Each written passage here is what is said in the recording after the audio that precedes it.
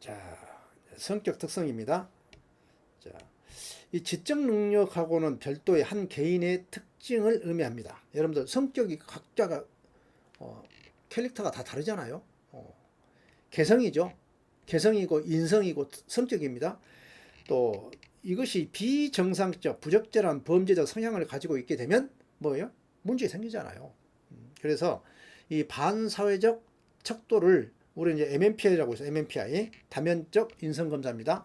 이 MMPI를 가지고 검사를 하잖아요. 그러면 이게 555문항이 돼요. 그런데 이제 최근에 이제 너무 길다 보니까 하다가 졸아버리거든. 그래서 뭐 300 몇 개로 이제 줄여놓은 이제 검사지도 있고 합니다. 이걸 가지고 이제 검사를 해보면 10가지의 척도가 있는데 뭐 우울증, 공격증, 뭐 사회성, 내가 남자냐 여자냐 이런 것들에 대한 척도가 있어. 근데 그 중에 4번 척도가 뭘 가르치냐면 반사회성에 드러내요. 이건 이제 사이코패스를 찾는 거예요. 그래서 반항적이고 충동적이고 약물 중독증을 찾는데 4번 척도가 유난히 높다. 그러면 이 사람은 반사회적 성격을 띠고 있다. 이렇게 보는 겁니다. 그런데 이런 심리 검사 도구, 자, 이게 성격 이론에서는 뭘 가지고 그 성격을 측정하겠습니까? 심리 검사 도구 갖고 할 수밖에 없어요. 그런데 이 심리 검사 도구가 여러분들 믿어집니까 이게? 안 믿어진단 말이야. 그런데 이거 지금 우리가 오늘날 뭐라고 그랬어요? 과학의 시대라고 했잖아요. 근데 과학이 되려면 검증이 가능해야 해요. 이 검증은 어느 정도냐면 100번을 똑같은 행위를 했을 때 99번 정도의 95% 정도의 반복적 성공이 나타나야 그것은 믿을만하다 이렇게 보는 거야. 응? 그러면 자연 현상은 뭐 100%가 나오면 뭐라 한다? 자연 법칙이라고 그래. 그런데 어느 정도 60 내지 70% 나오면 우리는 뭐라고 그래? 사회과학에서는 이론으로 이렇게 얘기하소. 이론으로. 그런데요. 이 성격을 검사를 하려면 단순하게 내가 개인적으로 자기적으로 내가 판단하고 야 저놈은 성격이 내성적이네, 저놈은 외향적이네, 저놈은 공격적이네 이렇게 볼 수도 있지만 그걸 가지고는 과학적이라고 얘기를 못한단 말이에요. 그래서 과학적으로 검증해서 보여주기 위해서는 뭘 해야 한다? 통계학이 발달할 수밖에 없단 말이에요. 통계학. 그래서 여러분들 심리학은 놀랍게도 통계학하고 아주 밀접한 관련을 갖고 있습니다. 그래서 심리 상담사들이 통계를 모르면 고급 자격증을 딸 수가 없어요. 기본적으로 이 사람이 변화가 됐느냐 안 됐느냐를 뭘로 해요? 이런 도구들을 갖고 하는 거예요. 도구를 가지고. 근데 이 도구들이 뭐에 기초하고 있다? 통계에 기초하고 있다 이런 얘기예요. 자, 하나하나 봅시다. 이 로르샤하 검사법이란 게 있어. 여러분들 종이에다가 어릴 때 아마 우리 학교 다닐 때 해봤을 거야. 종이에다가 한쪽 면에다가요. 종이를 일단 접죠. 접어가지고 이렇게 접어서 이렇게 여기다 뭘 합니까? 잘 안 보이네. 여기다가 잉크를 바르죠. 그래가지고 딱 붙여요. 붙였다가 딱 띄잖아. 띄면 잉크가 이제 번지잖아요. 근데 잉크 번짐이 각기 달라요. 사람마다. 근데 뭐 나비 모양도 있고 뭐 호랑이 모양도 나올 거 아니에요. 근데 그것을 보게 하는 겁니다. 야, 너 이거 뭐라고 보여지니? 이렇게 물어보는 거예요. 그런데 이미 잉크방울 접지 카드가 된 10장의 자료를 가지고 하나하나 물어보는 겁니다. 아이한테 물어보면 그 아이가 자기가 생각하고 있는 것을 투사를 해요. 투사를 합니다. 투사를 해서 이 그림을 보고 자기의 생각이 이제 드러내기 시작하는데 드러내는 그 이야기를 가지고 검토를 하는 거예요. 그래서 이 아이는 외향적이다, 활발하다, 충동적이다 이렇게 이제 설명을 하는 것입니다. 이제 그래서 이것을 우리는 투사법이라고 얘기합니다. 투사법. 마음을 뚫어봤다는 얘기예요. 투사법. 잉크방울 접지카드 10장을 가지고 그것을 이 아이가 어떻게 해석하느냐. 그 해석하는 것을 보면서 이 아이가 어떤 아이지라고 이제 판단하는 거예요. 전문가가 해야겠죠. 그 결과 귤룩 부부가 이것을 많이 사용했는데요. 외향적이고 활발하고 충동적이고 적대적이고 도전적이고 독단적인 아이들이 뭐예요?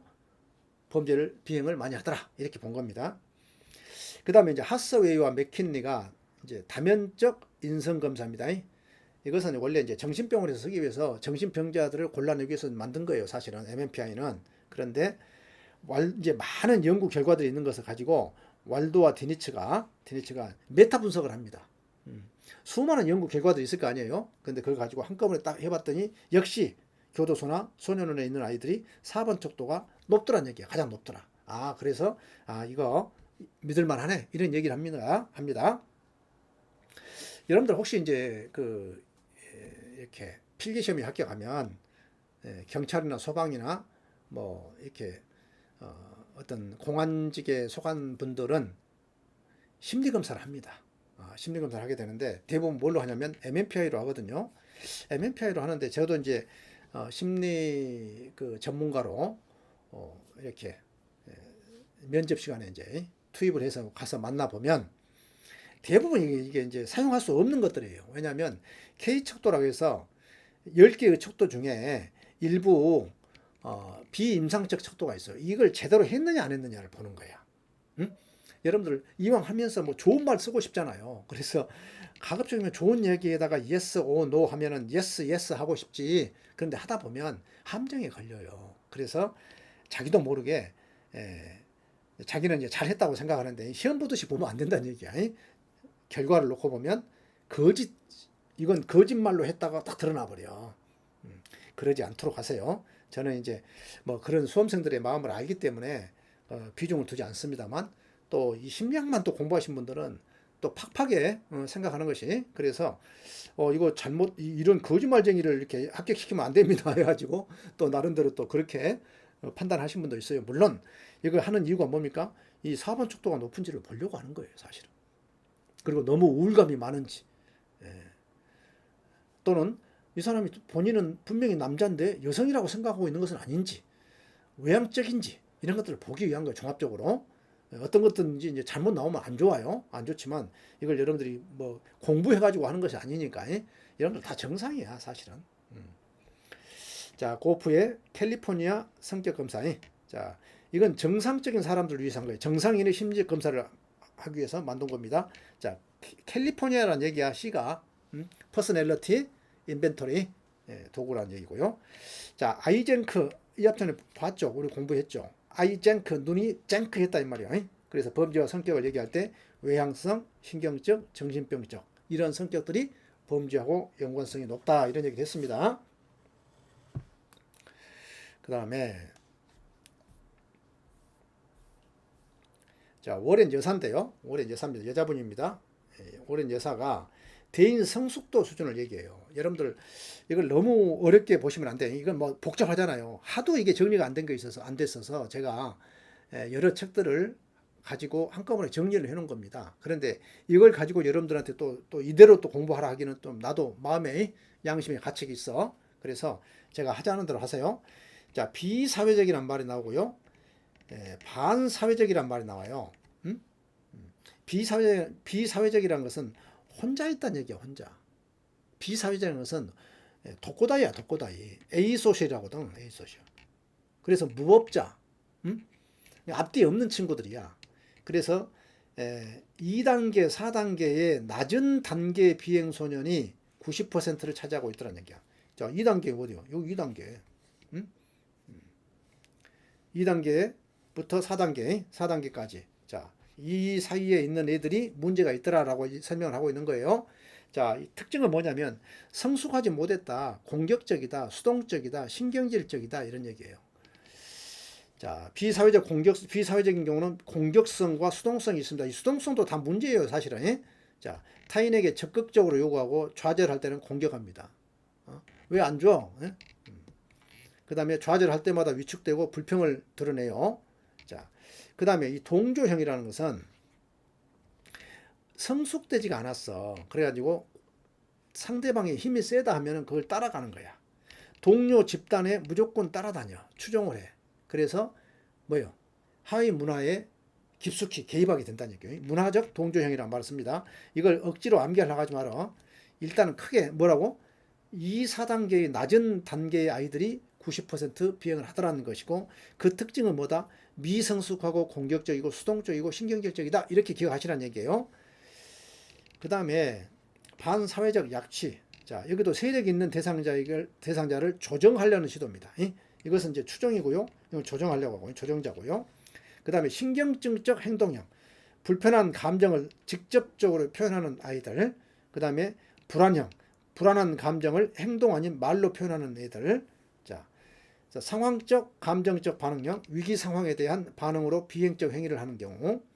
자, 부문화적, 동일한, 일탈적 가치체계를 동하는 것. 그러니까 아이들이 또래 문화에 깊숙이 빠져드는 것, 이렇게 보시면 돼요.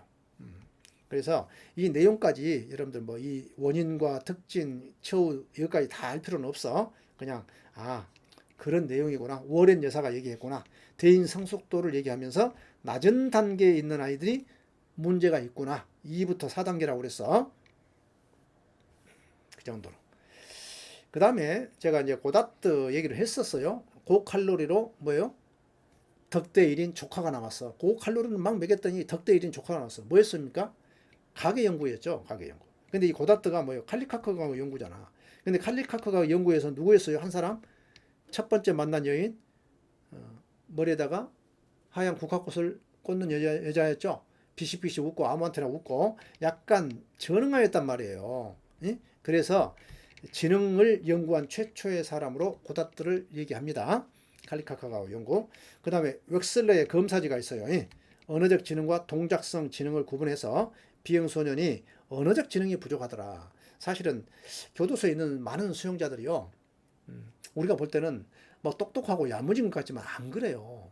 매우 이런 부분들이 취약합니다. 어디 가서 자기 의사를 제대로 표현하지 못하고 그렇기 때문에 어떤 문제에 대해서 문제 해결력을 갖고 있지 못하는 경우가 많아. 그것은 낮은 지능하고도 관계 있다고 이렇게 보는 겁니다. 그 다음에 이제 본능이론과 좌절 공격이론이 있어요. 자, 로렌츠의 본능이론입니다. 자, 생존을 위한 공격 본능. 그런데 프로이드가 얘기한 본능은 파괴적, 폭력적 본능이라고 얘기해. 그래서 생존을 위한 공격 본능을 가지고 있다. 이렇게. 그래서 범죄를 한다. 이렇게 보는 거예요. 로렌츠. 자, 달라드. 자, 좌절하면 공격해. 달라들어서. 그래서 그렇게 암기하시고요. 자, 버코비치의 수정된 좌절 공격이론. 좌절하면 바로 공격을 하는 것이 아니라 분노가 생겨서 공격한다는 거야. 좌절하면 분노가 생겨서 그 분노로 인해서 공격을 하게 된다. 이런 얘기고요. 찔만의 자극 전달 이론은 고조된 각성 이론이라고 하고 화풀이 이론이라고 그래. 그래서 이름 자체가 뭐가 들어있어요? 찌르기만 하면 화가 고조돼. 이제 저기 남대문에서 뺨 맞고 동대문에서 뭐 한다 그러죠. 그 얘기예요, 이게. 예. 화가 나 있어. 화가 나 있는데 고조된 각성이 돼 있단 말이야. 막 흥분돼 있어. 그런데 어떤 문제가 발생해. 그러면 화를 전달한다면 그 자극을 그렇게 보시고요.